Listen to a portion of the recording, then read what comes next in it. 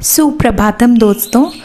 जिसने ब्रह्म मुहूर्त नहीं देखा उसने कुछ नहीं देखा है अपने जीवन का। ये सुबह का 4 बज रहे हैं और मैं इस समय उठ जाती हूँ और मेरे हस्बैंड और मेरा जो बेटा है वो लोग अभी सो रहे हैं। जो मेरी सास है वो 5 बजे उठती हैं और बाकी सब लोग अप्रॉक्स 5:30 तक उठ जाते हैं, लेकिन मैं 4 बजे उठ जाती हूँ। उसके बाद थोड़ी देर बाहर जाकर नेचर को एंजॉय करती हूँ, डीप ब्रीदिंग प्रैक्टिस करती हूँ। ज़्यादा नहीं, 5 to 10 मिनट्स मैं बाहर रहती हूँ। उसके बाद मैं वॉशरूम जाकर अपना जो नित्य क्रम है उसे करती हूँ और उसके बाद मैं नहा भी लेती हूँ, क्योंकि उसके बाद वैदिक जाग जाता है और मुझे फिर टाइम नहीं मिलता है। मैं उपटन से नहाती हूँ, मैं साबुन बिल्कुल यूज़ नहीं करती हूँ। देखिए वैदिक और पापा उसके सो रहे हैं। नहाने के बाद में मैं, अभी बारिश का सीज़न शुरू हो गया है तो मैं पीती हूँ तुलसी वाला पानी।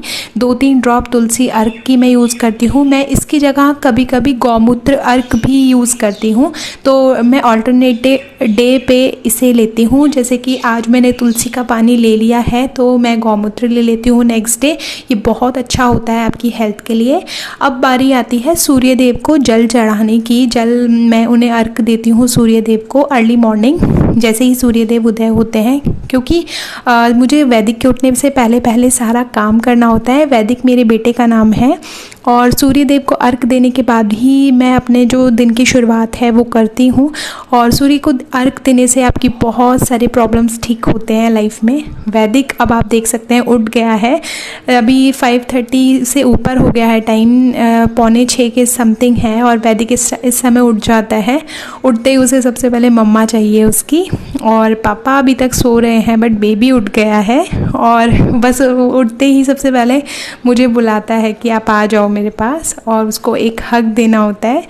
और अब हम लोग जैसे ही वो उठ जाता है उसके बाद हम लोग आ जाते हैं छत पर, क्योंकि जो मॉर्निंग की धूप होती है 6 बजे से लेकर 7 बजे तक की, और ज़्यादा से ज़्यादा 8 बजे तक या 9 बजे तक आप ले सकते हैं। इसमें आप धूप दिलवाइए अपने बच्चों को, अपने हस्बैंड को, पति को, घर में जो भी हैं, उससे आपकी विटामिन डी की डेफिशिएंसी पूरी होगी। अब बारी आती है, सुबह छाछ बनाई है मैंने। ये जो दही रात को जमाया था, मैं अपने किचन में सबसे ज़्यादा मिट्टी के बर्तन, लोहे के बर्तन, पीतल, कांसा, यही सब यूज़ करती हूँ। स्टील में कम यूज़ करती हूँ। और अभी मैं थोड़ा सा मक्खन निकाल रही हूँ, क्योंकि इसमें थोड़ी मलाई थी दही में, तो मैंने सोचा वैदिक के लिए थोड़ा सा मक्खन निकाल लूँ। ज़्यादा नहीं था, क्योंकि मैं ऑलमोस्ट जो मलाई होती है वो निकाल के रख देती हूँ।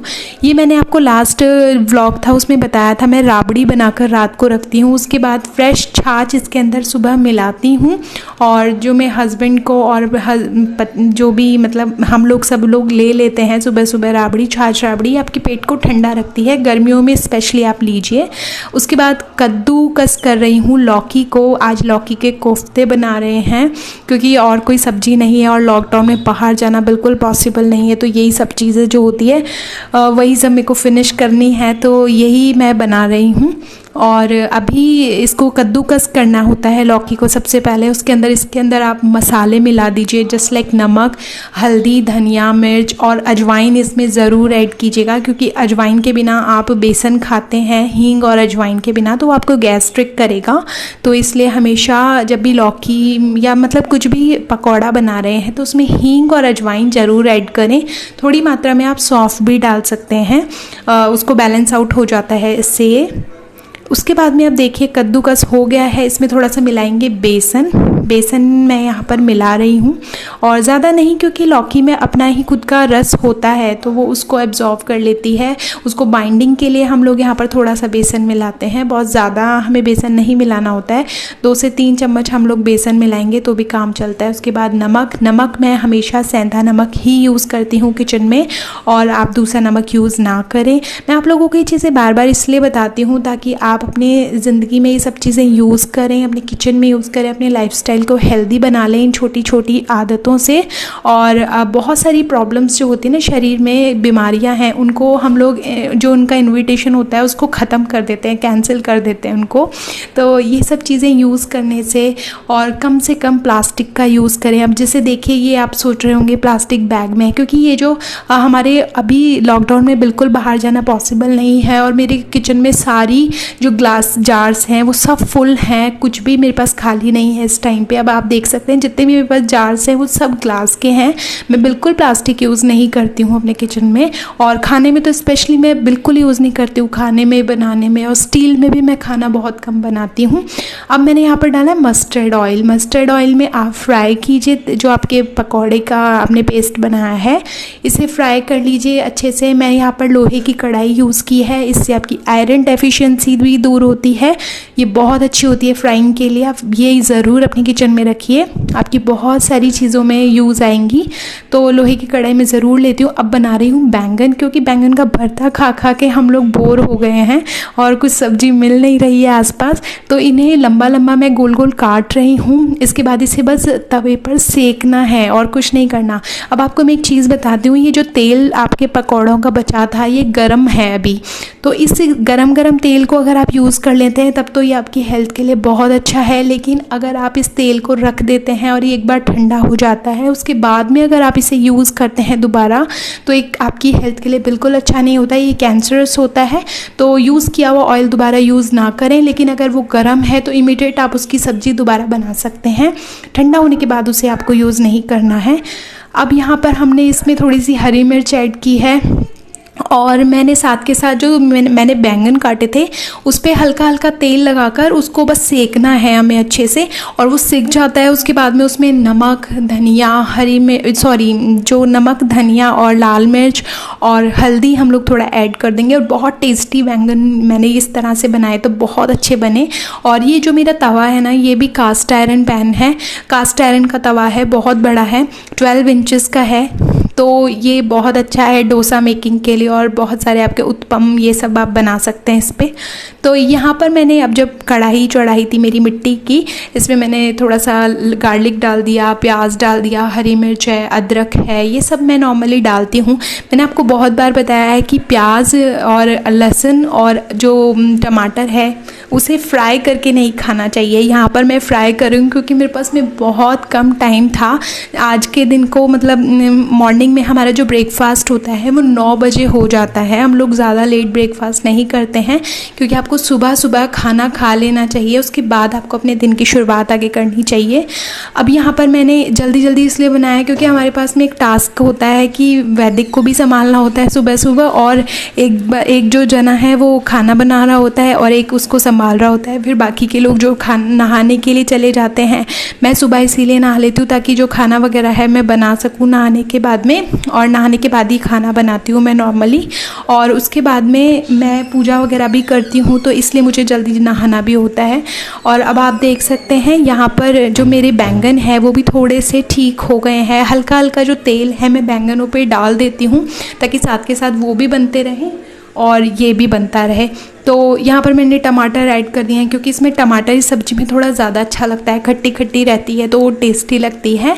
और मैं आपको एक चीज़ और बताना चाहूँगी, जब भी आप देखिए टमाटर ऐड कर रहे हैं ना, तो उस सब्ज़ी में फिर नींबू ऐड मत कीजिए, इमली ऐड मत कीजिए, मतलब 2 खटाई एक साथ आप नहीं खाएं, क्योंकि वो जब हम 2 खटाई एक साथ खाते हैं तो वो पचने में थोड़ी भारी होती है और आपको गैस करती है आपकी मतलब बॉडी में जाकर। तो अगर आपको गैस्ट्रिक प्रॉब्लम बहुत ज़्यादा रहती है ना, तो अगर टमाटर वाली सब्ज़ी में आप फिर नींबू डाल के या उसके साथ और कोई खट्टी चीज़ ना खाएं, तो ये आपके लिए बहुत अच्छा काम करेगी।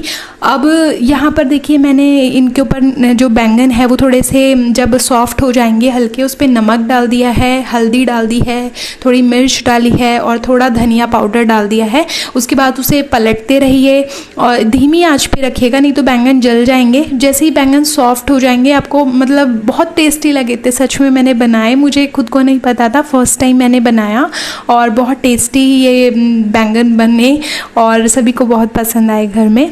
तो इसी तरह से आप लोग घर में बना सकते हैं। मैं तो रोज़ रोज़ बैंगन का भरता खा खा के परेशान हो गई। मेरे हस्बैंड रोज़ाना इतने सारे बैंगन लेके आ जाते हैं डेयरी से, और वहाँ पर मदर डेयरी में इतने सारे सिर्फ बैंगन, लौकी और बस 1-2 बीन्स, ये 2-3 सब्जियाँ ही अवेलेबल हो पा रही है लॉकडाउन के चलते।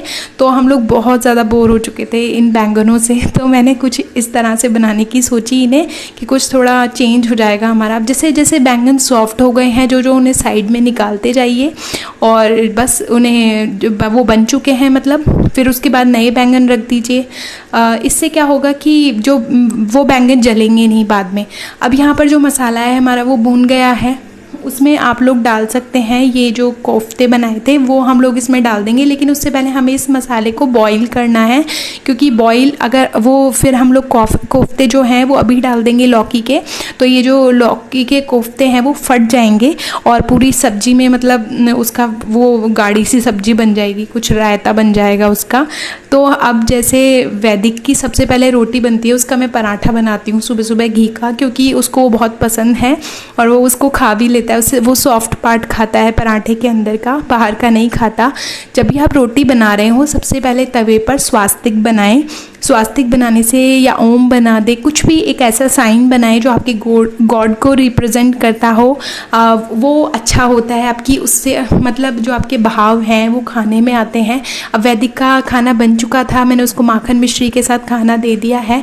मैंने भी खाना खा लिया है। मैं थोड़ा सा गुलकंद ले लेती हूँ उसके बाद में और थोड़ा सा मुखवास। हमारा जो दूध है वो आ गया है और मैं देसी गाय का A2 काऊ मिल्क ही यूज़ करती हूँ और उसे मैं लोहे की कढ़ाई में गर्म करती हूँ। इसका बेनिफिट ये होता है कि आपके जो दूध है उसमें जो मतलब आयरन की जो कमी है वो पूरा कर देता है वो। उसके अंदर मैं डालती हूँ 1 गिलास पानी, क्योंकि पानी अगर आप अपने दूध में डालते हैं गर्म करते वक्त तो आपका दूध जो है वो गाढ़ा नहीं होता और पचने में हल्का होता है, भारी नहीं होता है। क्योंकि आपने नोटिस किया होगा जब भी दूध गर्म करते हैं उसके बाद में वो पचने में भारी हो जाता है बार बार गर्म करने से। और गर्मी में 2 बार मिनिमम करना पड़ता है, क्योंकि मैं फ्रिज में दूध नहीं रखती हूँ। उसके बाद में मैं इसे मिट्टी के बर्तन में खाली कर रख देती हूँ। इससे दूध फटता नहीं है, बहुत लंबे टाइम तक चलता है। और गर्मी है जितनी अभी, तो उसमें दूध फटने के बहुत चांसेस रहते हैं। और अभी मैं वैदिक के लिए दूध लेके जा रही हूँ। उसको थोड़ा सा खड़ी शक्कर मिलाकर मैं इसमें दूध देती हूँ, खांड जिसे हम लोग कहते हैं। उसे वो दूध पीना बहुत पसंद है और इस तरह से मस्ती करते हुए मेरे साथ में ये दूध पी लेता है।